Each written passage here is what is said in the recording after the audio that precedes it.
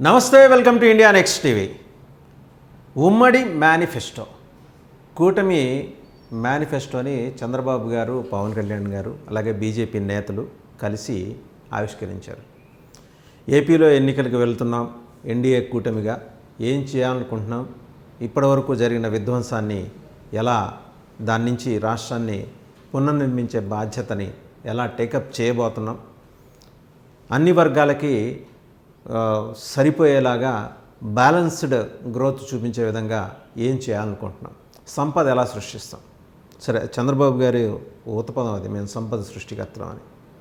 సంపద సృష్టికర్తల, real estate వ్యాపారం సృష్టికర్తల అనే మాటకు వస్తే రెండో మాటకే ఎక్కువ మంది ఓటేస్తున్న పరిస్థితి.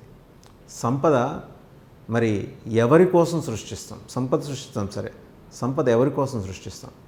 ఇవాళ తెలుగుదేశం ఇచ్చిన హామీలు లేదా కూటమి ఇచ్చిన హామీలన్నీ అమలు చేయాలంటే సంవత్సరానికి 1,50,000 కోట్ల రూపాయలు అవసరం.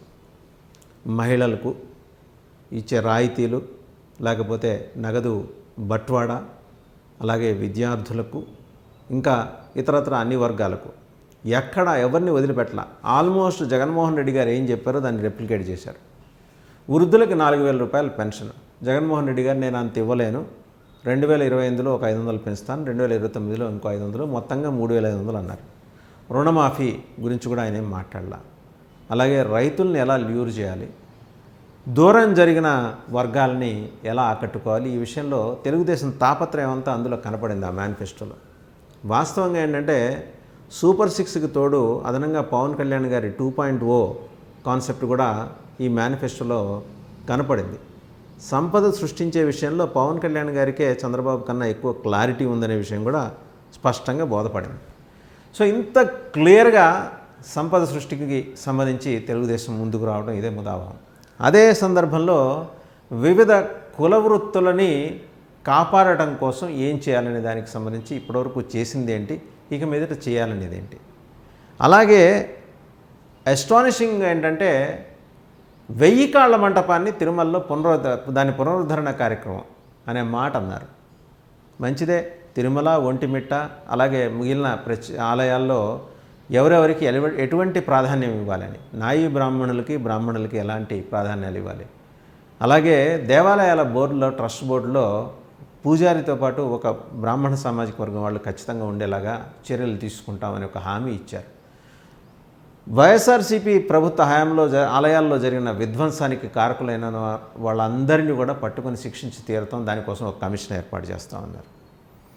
అదే సందర్భంలో ఇంకా ఇతర కులాలకి ఏమేం చేయాలనుకుంటున్నాం చెప్పారు. మైనారిటీల సంక్షేమానికి ముల్లాలు, మౌల్వీలు, అలాగే వాళ్ళకి ఇతరత్ర ఆ ధర్మాల్లో మత పెద్దలు లేకపోతే మత ప్రతినిధులకి ఇవ్వాల్సిన గౌరవ వేతనం గురించి కూడా మెన్షన్ చేశారు. ముస్లిం, క్రిస్టియన్ అన్నీ కూడా మెన్షన్ చేశారు.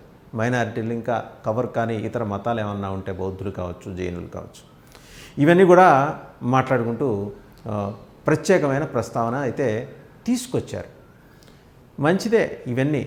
అండ్ ఇంకొకటి ఏంటంటే జగన్మోహన్ రెడ్డి గారు 3 రాజధానులకు కట్టుబడి ఉన్నామన్నారు. వీళ్ళేం చెప్పారంటే అమరావతి పునర్నిర్మాణానికి అంకితం అవుతున్నామని చెబుతూనే ఉత్తరాంధ్ర అభివృద్ధికి, రాయలసీమ అభివృద్ధి కోసం ప్రత్యేక దృష్టి పెట్టబోతున్నాం అంటే ఆయన 3 రాజధానులని ఆయన అక్కడంటే ఇక 3 ప్రాంతాల అభివృద్ధి అని వీళ్ళు అన్నారు. అమరావతి రాజధాని ఇంటాక్ట్ అలాగే ఉంటుంది, బట్ ఉత్తరాంధ్రని ఎలా డెవలప్ చేయాలి, అలాగే రాయలసీమని ఎలా డెవలప్ చేయాలి అనే దానికి సంబంధించి ఇందులో చంద్రబాబు మార్కు స్పష్టంగా కనిపిస్తూ వచ్చింది. జనసేనది పెద్ద సే లేదు, బీజేపీ సే అసలే లేదు అని మాత్రం స్పష్టంగా చెప్పవచ్చు. అంటే బీజేపీ ఏమైనా వదిలేసిందా, దీని మీద దృష్టి పెట్టలేదా?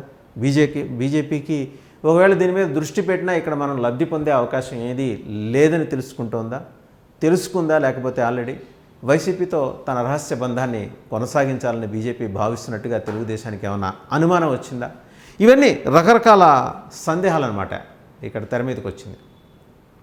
ఎందుకంటే ఇక్కడ బీజేపీ కంటెస్ట్ చేస్తున్న 10 అసెంబ్లీ సెగ్మెంట్లు, 6 పార్లమెంట్ స్థానాల్లో చూస్తే పార్లమెంట్ స్థానాలకు ముందర వస్తే ఒకే ఒక చోట బీజేపీ అసలైన అభ్యర్థి ఉన్నారు. అలాగే మిగిలిన 10 అసెంబ్లీ స్థానాలు చూస్తే కనుక 6 తెలుగుదేశం పారాచూట్స్ ఉన్నారు. సో వాళ్ళు గెలిచిన అంటే బీజేపీ వరకు పేరుకి బీజేపీతో ఉంటారు కానీ వాళ్ళ మనసంతా టీడీపీ వైపే ఉంటుంది. ఇక జనసేన కనుక చూస్తే మరి జనసేన తరఫున వకాలతా పుచ్చుకొని మాట్లాడుతున్నట్టుగా చంద్రబాబు గారు ఇస్తున్న పిక్చర్ అంతా మనకి ఈ మేనిఫెస్టో విడుదల సందర్భంగా రిలీజ్ సందర్భంగా మనకు కనిపించింది. పవన్ కళ్యాణ్ ఆశలు, ఆయన ఆశయాలు, ఆయన లక్ష్యాలు వాటన్నిటికీ సంబంధించి ఆయన చెప్పుకోవడంతో పాటు చంద్రబాబు కూడా చెప్పుకొచ్చారు. ఇక్కడ ఒక అనివార్యత చంద్రబాబుకి ఇప్పుడు నవ్ ఆర్ నెవర్ అనే పరిస్థితి. ఈరోజు కూటమి అధికారంలో రాకపోతే రేపొద్దున తెలుగుదేశం మనుగడే రాష్ట్రంలో ఉండదనే ఒక భీతావహ పరిస్థితి. సో దీన్ని ఓవర్కమ్ చేయాలంటే మేకపోతే గాంభీర్యం తప్పనిసరి. సో ఆ మేనిఫెస్టో ఈసారి ఏంటంటే మరి చాలా పకడ్బందీగా రూపొందించుకోవాల్సిన అవసరం. సూపర్ 6కే ఏడాదికి 1,50,000 కోట్లు. ఆర్టీసీ బస్సులో మహిళలకు ఉచిత ప్రయాణం అండ్ ఒక ఇంట్లో ఎంతమంది మహిళలు ఉంటే వాళ్ళకి ఇంతేసని చెప్పిన నెలల అలాగే నిరుద్యోగ భృతి, అలాగే నిరుద్యోగ భృతిలో కూడా కులాల వారీగా నిరుద్యోగ భృతి. ఇవన్నీ ప్రాక్టికల్గా ఎక్కడి నుంచి ఈరోజు జగన్మోహన్ రెడ్డి గారు 10 లక్షల కోట్ల రూపాయలు అప్పు చేశారని చెప్తున్న తెలుగుదేశం రేపు ఇవన్నీ ఈ సంక్షేమ పథకాలు కూటమి ద్వారా అమలు చేయాలంటే ఎంత అప్పు ఎక్కడి నుంచి తీసుకొస్తుంది? సంపద సృష్టిస్తారా, అప్పు చేస్తారా? వీటన్నిటి మీద కూడా సమాధానం చాలా ఖచ్చితంగా ఉండాలి. సో ఈ అంశాలు వీటన్నిటి మీద ప్రస్తావన చేశారు. మైనారిటీ రిజర్వేషన్ల గురించి ఎక్కడ మాట్లాడాల, ఎందుకంటే తెలుగుదేశానికి తెలుసు, బీజేపీకి తెలుసు, వైసీపీకి తెలుసు, జనసేనకి తెలుసో తెలియదు, మనకి తెలియదు. ఎందుకంటే ఇక్కడ ఈ రిజర్వేషన్స్ 4% అమలు చేస్తున్న రిజర్వేషన్లకు సంబంధించి సుప్రీంకోర్టు ఫైనల్ కాల్ తీసుకునేదాకా ఇవి తాత్కాలికంగా అమలు చేస్తారు. సో దాన్ని టచ్ చేయడం అనవసరం అని బీజేపీ భావించింది. సో దాన్ని టచ్ చేయడం అనవసరం అని తెలుగుదేశం కూడా భావించుంటుంది. జనసేన కూడా వాళ్ళిద్దరూ భావించారు కాబట్టి మేము కూడా భావించాలని జనసేన కూడా భావించుంటుంది. సో రిజర్వేషన్స్ అంశం తెర మీదకి రాల. ఎన్డీఏ మీద ఈగ వాలకుండా ఏం చేయాలి, అట్లీస్ట్ ఈగ వాలకుండా ఏదో చేస్తున్న పిక్చర్ ఎలా ఇవ్వాలి అనే విషయంలో కూటమికి ఆంధ్రప్రదేశ్లో నేతృత్వం వహిస్తున్న తెలుగుదేశం పార్టీ అధినేత జాతీయ అధ్యక్షుడు చంద్రబాబు నాయుడు గారు అయితే చాలా జాగ్రత్తలు తీసుకున్నారు. అంత మెటిక్యులస్గా ఆయన డ్రాఫ్ట్ అంతా 1కి 10 సార్లు చెక్ చేసుకున్న తర్వాత కానీ మీడియా ముందుకు వచ్చి ఆ మేనిఫెస్టోని రిలీజ్ చేయలేదు. బట్ దీని విశ్వసనీయత ఏంటంటే ఎవరు గ్యారంటీగా దీన్ని నమ్మచ్చు అని చెప్పే పరిస్థితి లేదు.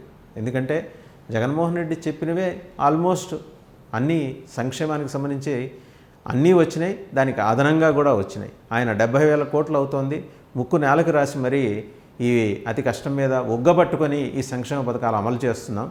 సో ఇంతకు మించి అతి కొద్ది శాతం మాత్రమే పెంచగలం కానీ మరి కళ్ళు మినిమిట్లు గొలిపే సంక్షేమం అయితే ఇవ్వలేనని నిర్ద్వందంగా చెప్పేశారు జగన్మోహన్ రెడ్డి గారు. బట్ చంద్రబాబు గారు అధికారంలోకి రావాలన్న ఆతృత ఈ మేనిఫెస్టోలో స్పష్టంగా ఆవిష్కృతమైంది. ఎందుకంటే ఆయన చెప్తున్న లెక్కలు చూస్తుంటే ఎవరికైనా కళ్ళు బయర్లు కమ్ముతాయి.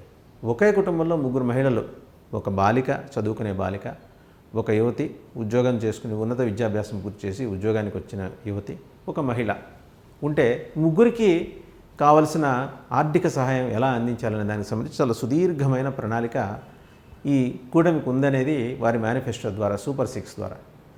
బట్ జనం ఎలా నమ్ముతారు దీన్ని? ఎందుకంటే లోగడ తెలుగుదేశం వాళ్ళు ఇచ్చిన హామీలు అమలు చేసిన చరిత్ర ఉందా? అలాగే 14 ఏళ్ల తెలుగుదేశం రాజకీయంలో ఓడికి వెళ్ళని సంవత్సరం అంటూ, ఆర్థిక సంవత్సరం అంటూ ఏదైనా ఉందా?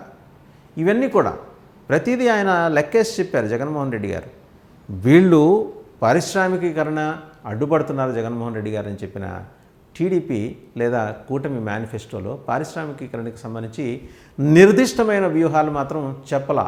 మేము సంపద సృష్టిస్తాం, ఎస్ మీరు సృష్టిస్తారు, బట్ ఎలా అనేది మేనిఫెస్టో 2-3 పేజీలే కాబట్టి ఇప్పుడు చెప్పం, ఆ రహస్యం మేము అధికారంలోకి వచ్చిన తర్వాత చెబుతాం అనే మాట అయితే కూటమి మేనిఫెస్టో రిలీజ్ సందర్భంగా చంద్రబాబు గారు చెప్పుకుంటూ వచ్చారు. చూద్దాం ఆయన ఎలాంటి మ్యాజిక్లతోటి కూటమిని ఆంధ్రప్రదేశ్లో అధికారంలోకి తీసుకొస్తారు.